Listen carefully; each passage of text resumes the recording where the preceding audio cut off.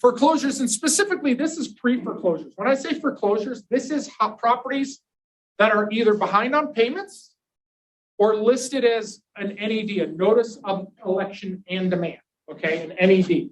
So as I shared earlier, there's very few right now. It's only 3.6% nationally.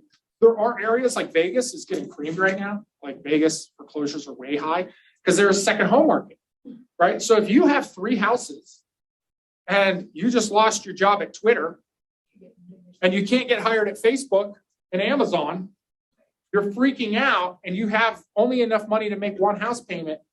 You're going to make it on the one you're living. You're not going to make it on the one in Vegas. So Vegas, the foreclosures are popping, right? They're going up. In Colorado, we have a 120-day period from the point that the notice of election demand is filed to where you have to file your intent to redeem, okay?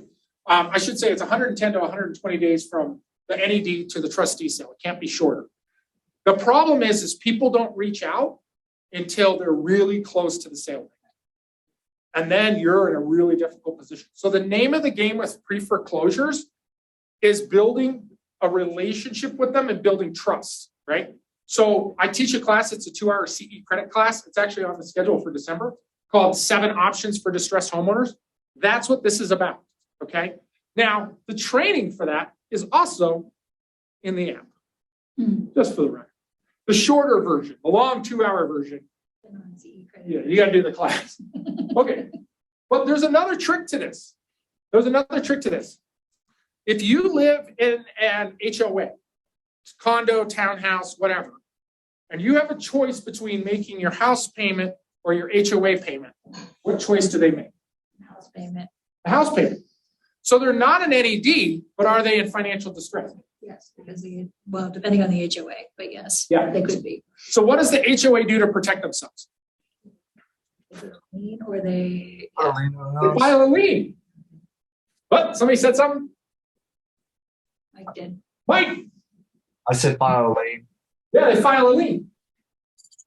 That's a sign, guys. That's literally an HOA lien is, come list me. Come list me. I'm in financial trouble. Those are great leads. Those are great leads because that's somebody who is way ahead of the NED. Because once the NED is filed, real estate agents are going to call them. You know, they're going to get solicited. Investors are going to call them. You know, I'll buy your house cash, blah, blah, blah. But nobody calls when the lien is filed on the HOA. Well, I shouldn't say that. I did learn it from an investor. He was like, this is what you do. And I was like, that's freaking genius. So you could do that. Okay. And then finally is the trust. There's a lot of data sources. Okay. I'd say probably the most convenient system is RENAV. If you're familiar with RENAV. How do I spell that? RENAV.com. Yeah, that's probably you can do a HOA lien search on there. Oh, thanks. Yeah, that's more like an investor platform, but as a real estate agent, you can use it too. I mean, it sources all the NEDs, it references it against MLS. You can search contact information. I think it gives you contact information.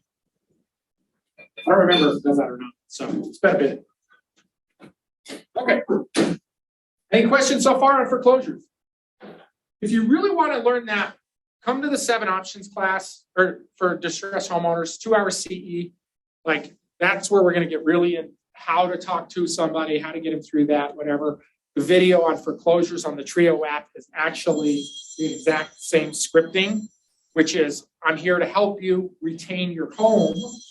As a real estate agent, our goal is that you have high retention with home ownership. Our goal is that we maintain home ownership because their fear is that we want to sell the house. They don't want to sell. They're in foreclosure. They want to stay. So if you come in and you say, I'm a real estate agent, we should sell, then you're already your goals against their goals. Okay, and it cancels out.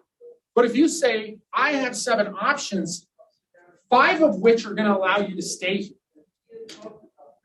what would you like to do? Will you meet with me and discuss what your 7 options are? I will help you try to retain your home. Now, we know when somebody's behind on payments, about 80% of the time, if the government doesn't step in and give them a freaking forbearance and then tack the balance on the end of the loan, which they've never done before ever in history. That was the weirdest thing during the pandemic.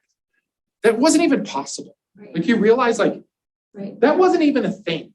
It just like, hey, you know how that student loan worked? We're going to do that for your house. That was bonkers. Yeah, he just waved a wand and said, blah, we changed the whole industry. So, because we were all like some of my friends are big time mortgage guys, like, you know, Barry Habib, he's like the mortgage genius and whatever. And we're like, they can't do that. There's no legal vehicle for them to put the mortgage on, tack the mortgage on the back. It's called a loan modification. That's you're changing the terms of the mortgage. It's a loan modification. They did it. But here's the problem. Have you come across somebody who had their forbearance tacked on the end of their mortgage and they don't know? Nope. Wait till you go on a listing and you say, what's your payoff? And they say, oh, I owe $475,000. You go, okay, great.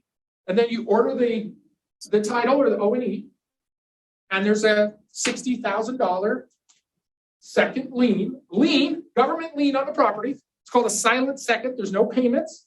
It's due upon sale that they say they don't know about. I don't even know I had that. Okay. Now let's talk about short sales, right? So short sales, this is why we're likely going to see some short sales is the people who bought right at the peak, then went through a little bit of forbearance and then have some late payments and some fees that are tacked on. And now all of a sudden they're trying to sell and they get an offer for $100,000 less. They don't have enough to cover the commissions, the title insurance.